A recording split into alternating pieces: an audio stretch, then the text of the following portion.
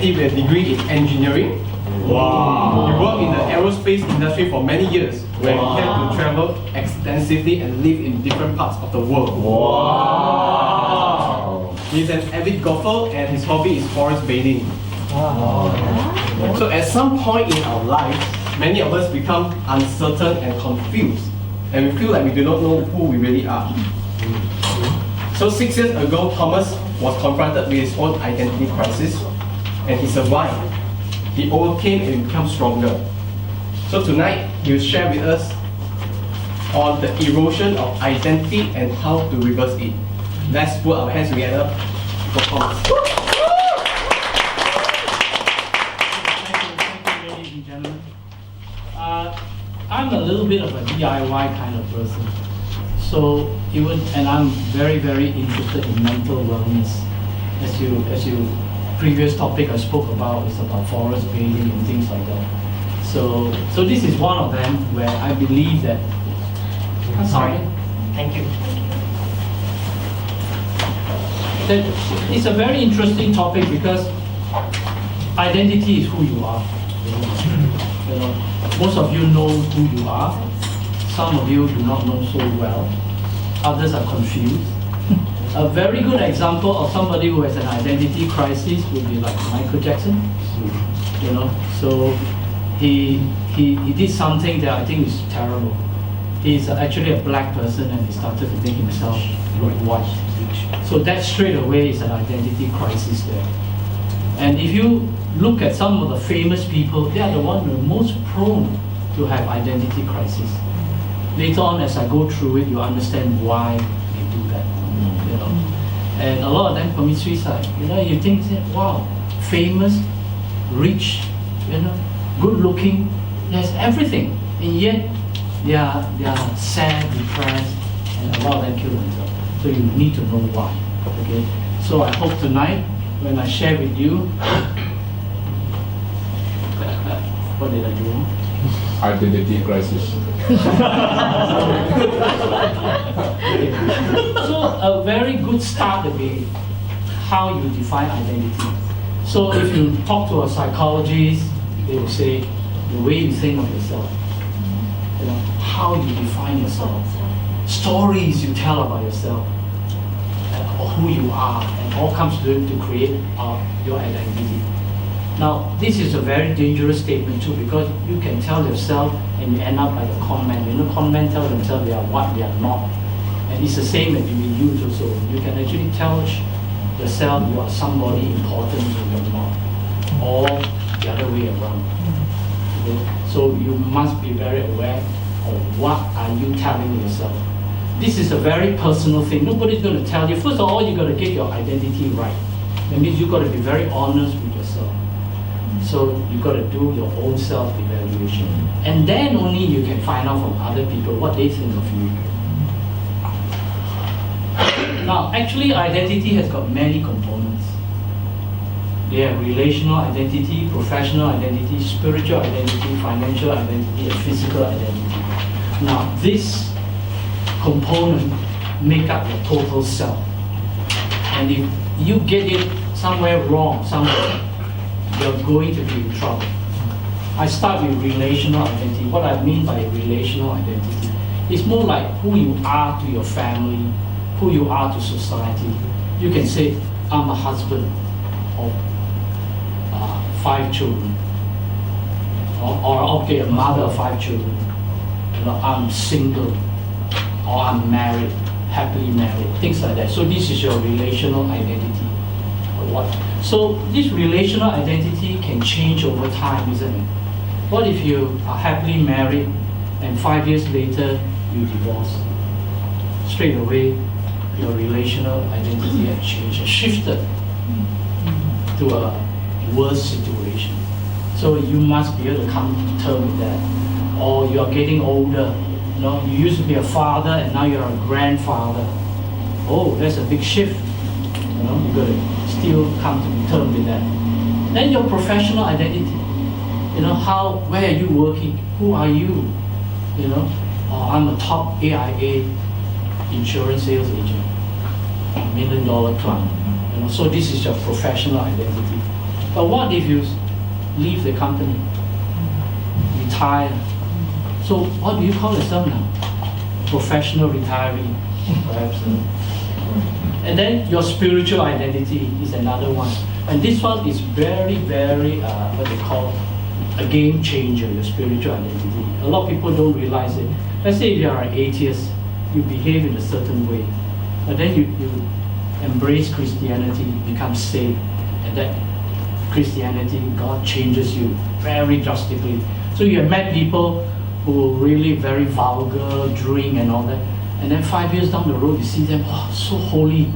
Wow, there's a shift, a positional shift. They say, what happened? Oh, I became a Christian, that kind of thing. And then, of course, your financial identity. Where are you now financially? I'm very rich, I'm very poor, or I just got promoted, I got a new job, and now I'm much better off. So this, and then your physical identity. You used to be so fat, people call you elephant. Then you started dieting and exercising, and now you are really strong, young, lean, and healthy. So there's a shift already. Yeah? So all these make up your identity. So you can see that. So what must you do really? You must take time to reflect on your identity. I like to say every maybe 5 years, you should do what to call a recalibration. Ask yourself, using those checklists, where are you now? A lot of people don't do that. They just drift through life, and then suddenly wake up one day and say, hey, I'm divorced. What am I going to do? Something like that. So you have to recalibrate and then be aware that identity can erode over time. So it's not fixed. We are such a dynamic people. It's not fixed. And if you're not careful, remember I told you about famous people, depression, suicide, lost focus. So if you have said to yourself, I definitely experienced a loss of identity, and I'm a faker, now what must I do? And you know what is a faker, isn't it? You pretend to be what you are not. You must recalibrate. You must go back, sit down. I always do it maybe every 10 years, but if sooner is better. Recalibrate. Go back, think about your life, who you are, where are you now, where are you going, Then you accept yourself. Accept yourself and your new identity, and try to find new purpose, joy, contentment that slowly become part of you. And if you do this checklist, you will become much happier and a more contented person. Thank you. 7 minutes and 24 seconds. Wow. I like because it's very organized, and he has actually bring us through a very good ideas of our identity, which is something that is very awakening, something that is perhaps something that we all know, but we have never really come across it, truly trying to understand our own identity. And I guess this is really a very good lesson. But in order to really improve the presentation, perhaps like what has been feedback all along just now, if there's a little bit more humor introduced, I think it will make the session a lot more livelier. Right. Thank you.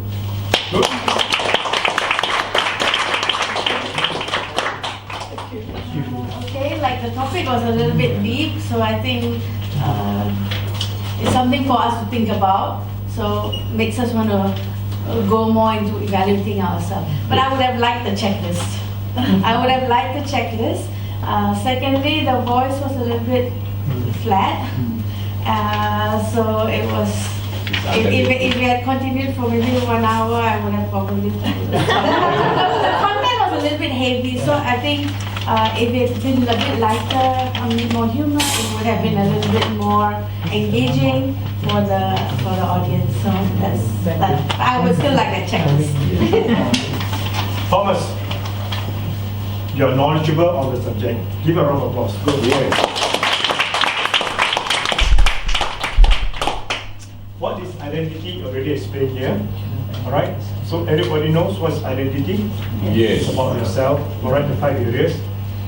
Now this part, I would rather you put components of identity and you release only one. Keep all these first. Because once you put all the 5, everybody start reading 1, 2, 3, 4, 5, right? You take away the eye contact and things like that. So only release one. Then when you finish, you release number 2, number 3, number 4. Release one. What is this line doing here? I don't know. Is that this line? What is it for? Part of the template, I think. Yeah.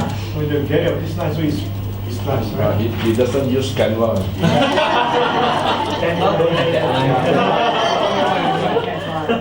He used the wrong one. So as you put it here, rational identity, you put side A, B or what, something like that to explain it. And as you speak, you put it there. So explain what is financial identity, why you need financial identity, and physical identity, what is all that about. Now the thing is, we recommend to take stock every 10 years. I think it's too long. Die already. No, nobody will remember 10 years ago what was I and now 10 years later. Probably 3 to 4 years or even 3 years should be good enough because you have a grandiose shift and one shot big jump over there. And I want to ask you, what is this one doing here? This is for what? Template. It's part of the template. He doesn't know how to use it. That's your eyesight. For me, yeah, you want to put some nice pictures or something. I should have put a nice picture, right? That take a one liner. Yes.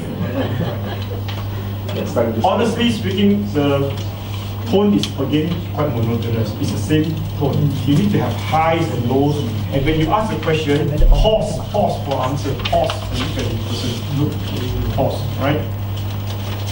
Every time you ask a question, please pause for that 3-4 seconds and look at somebody's eyes and try to get the answer to the ask question. Alright? This is the way to present. And again, this one, I think that's conclusion. So what's the conclusion? no conclusion. Anybody want to do your identity after this? Would you take every 10 years to do your No, identity? no, not 10 years. Every year. 10 years. You don't have 10 years, sir? Yeah. 50 years. So that's how you create a joke, big laughter, right? That's big fun of you because we all are in the family. So that's okay. Give Thomas a round of applause.